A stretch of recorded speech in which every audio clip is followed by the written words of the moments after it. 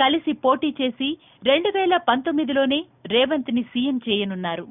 సింహం సింగిల్ గానే వస్తుంది అన్నట్టు తెలంగాణ ప్రజల కోసం తెలంగాణలో టీడీపీ తరపున వన్ మ్యాన్ ఆర్మీగా అలుపెరగని రాజీ పడని పోరాటం చేస్తున్న తెలంగాణ టీడీపీ టైగర్ రేవంత్ రెడ్డి.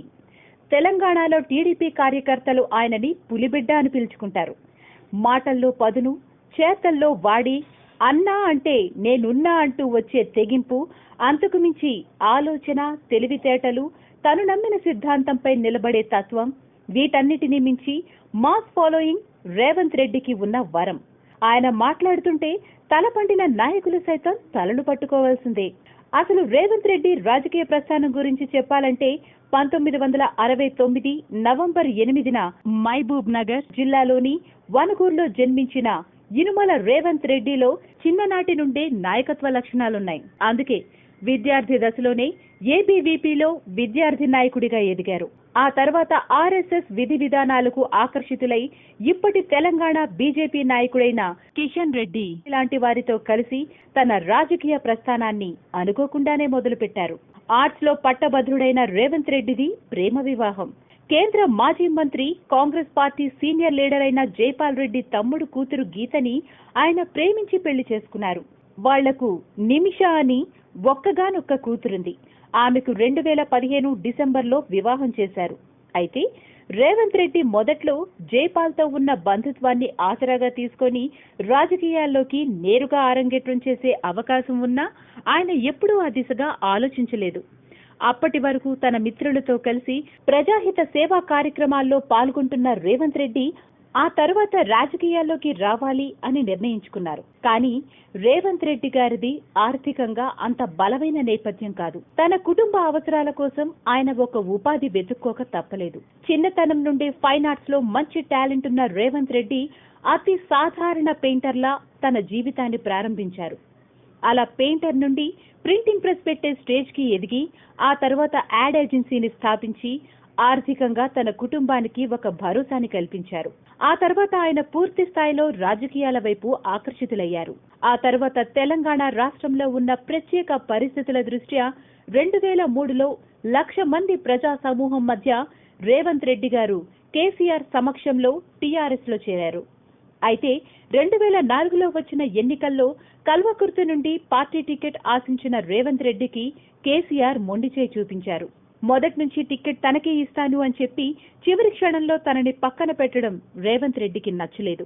అయినా 2 ఏళ్ల పాటు ఆయన పార్టీకి విధేయుడుగానే ఉంటూ వచ్చారు.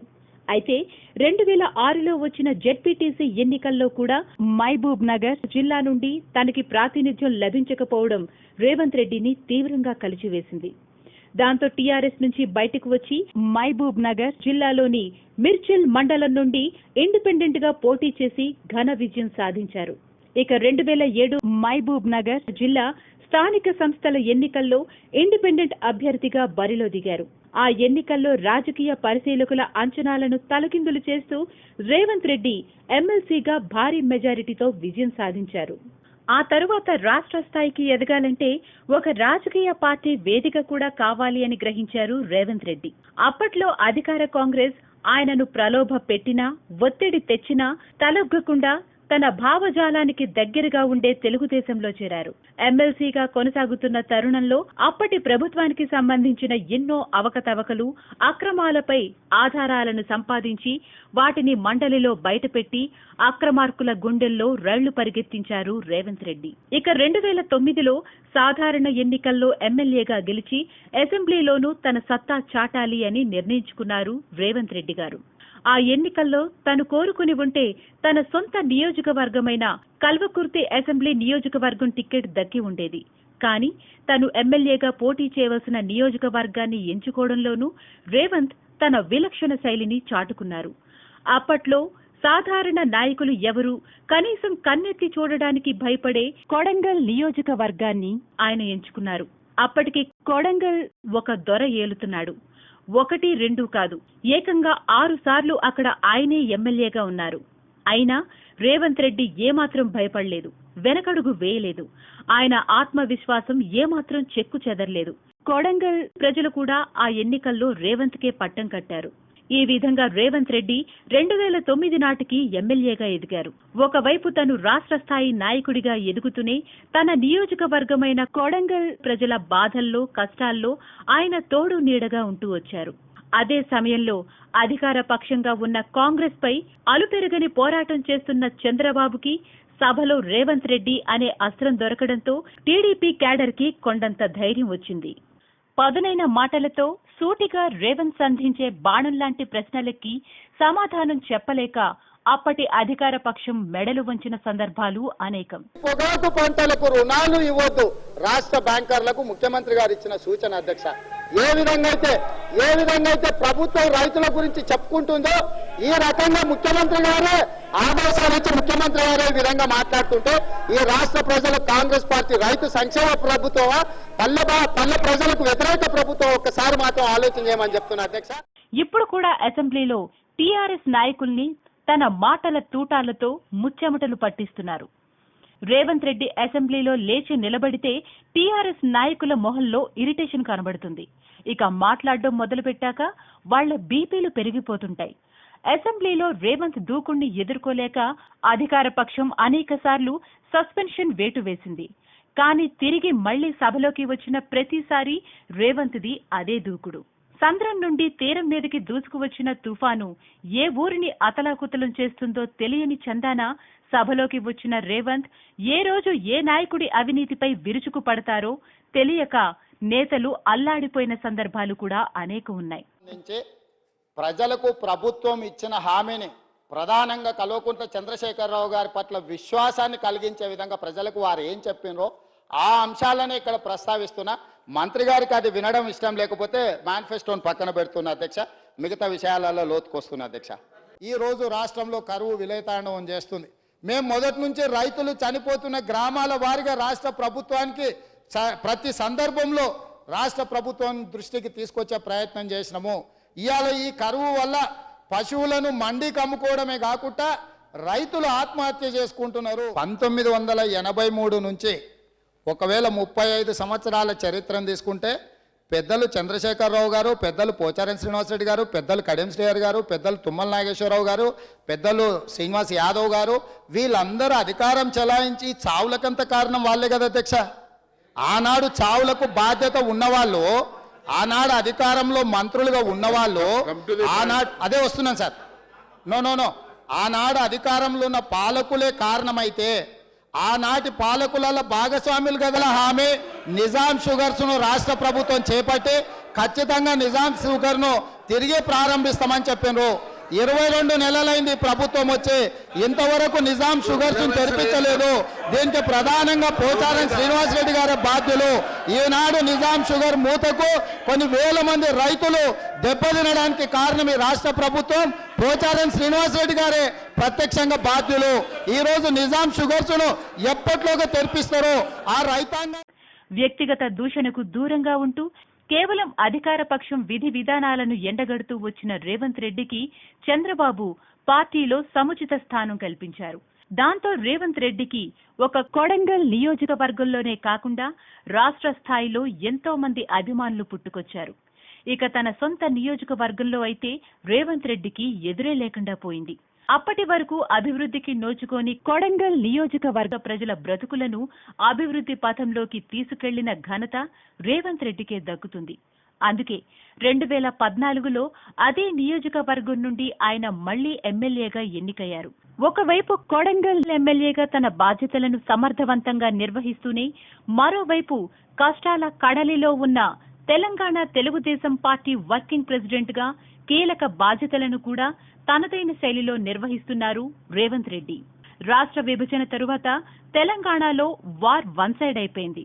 నమ్ముకున్న అధినాయకుడు నడి రాష్ట్రంలో వదిలేసి వెళ్లిపోయినా ఇన్నాళ్లు పార్టీ నుండి అన్ని తీసుకొని తెలంగాణలో టీడీపీ కష్టాల్లో ఉన్న సమయంలో స్వప్రయోజనాల కోసం అందరూ ఒక్కొక్కరుగా సైకిల్ దిగి కారెక్కి షికార్లు చేస్తున్నా అధికార పార్టీ వ్యూహాత్మకంగా గల్లీ లీడర్లను సైతం తమ గూటిలోకి లాగేసినా ఎంతో ధైర్యంగా తెలంగాణలో టీడీపీకి నాయకులు ఎవరూ లేకపోయినా లక్షలాదిగా ఉన్న కార్యకర్తలకు తానున్నాను అని ధైర్యం చెప్తూ ముందుకు అడుగులు వేస్తున్నారు.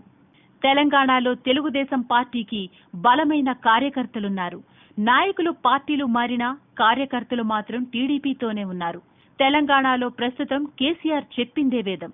ఎదురు తిరిగిన శత్రువుని మట్టి కరిచేలా చేయడంలో కేసీఆర్ దిట్ట. ఎంత ఏకపక్ష రాజకీయం నడుస్తున్నా రేవంత్ రెడ్డి దేనికి లొంగకుండా ఎదురు నిలిచారు.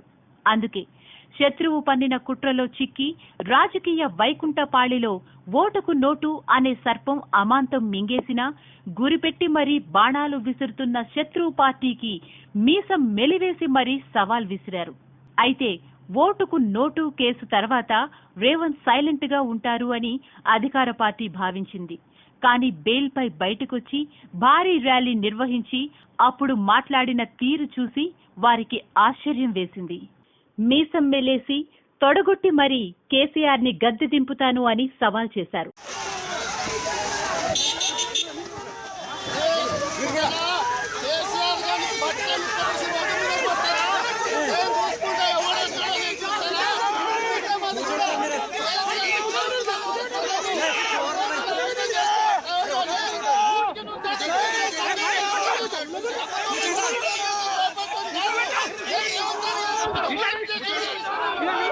తెలంగాణలో నేడు కాకపోయినా రేపైనా గులాబీకి ఎదురుగాలి తప్పదు. ఈ రోజు పోరాటంలో నాయకుడిగా రేవంత్ రెడ్డి ఒక్కరే కావచ్చు, కానీ ఆయన వెనుక కొన్ని కోట్ల మంది సైనికులున్నారు.